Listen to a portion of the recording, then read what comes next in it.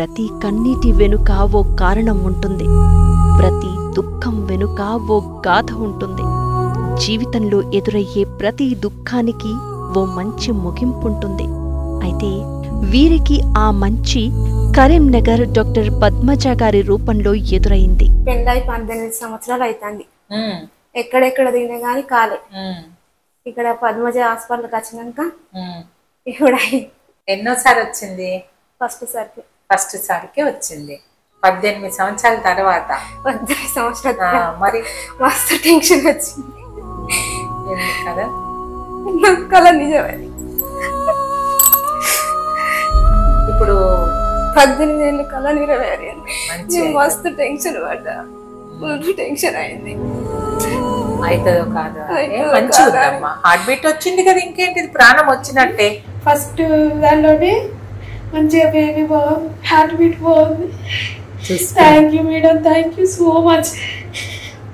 ఇది మంచిది, ఇంకా చెయ్యి కూడా వచ్చింది, అంత మంచిగా ఉంది. హెడ్ బాడీ అంత వచ్చేసింది, హార్ట్ బీట్ ఉంది, అంత బాగుంది. Thank you so much madam.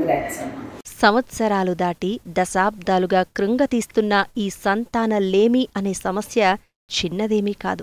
జీవితాలని, కుటుంబాల్ని చిన్నాభిన్నం చేస్తోంది. అందుకే వాత్సల్యం, వైద్య శాస్త్రం కలయికతో ఇన్నాళ్లు వీళ్లు పడ్డ కష్టానికి, భరించిన బాధకి వడ్డీతో సహా, అంటే కనీసం ఒకరు కలిగినా చాలు అని ఎదురుచూసిన వీరికి ఏకంగా ట్విన్స్, ట్రిప్లెట్స్తో జీవితాన్ని పండించింది కరీంనగర్ డాక్టర్ పద్మజ సంతాన సాఫల్య కేంద్రం. మేము భద్రాచలం నుండి వచ్చాము. ఖమ్మము ఇంకా ఎక్కడ చుట్టుపక్కల ఎక్కడ చూసుకున్నా మాకు పిల్లలు లేరు.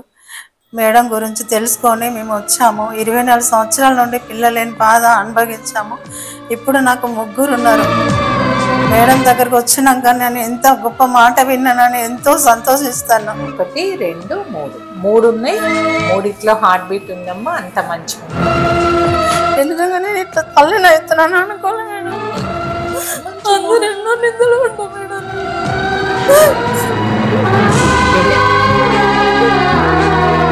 పిల్లలు పుట్టారు అనుకున్నారు మేడం.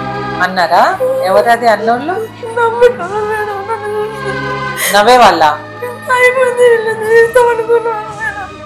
ఎప్పటికీ మర్చిపోతాడు. 3 ఉన్నాయి. 3 హార్ట్ బీట్ వచ్చింది కదా, 1 కాదు 3. మరి ఇంకెందుకు? ఓకే, ఏం కాదు.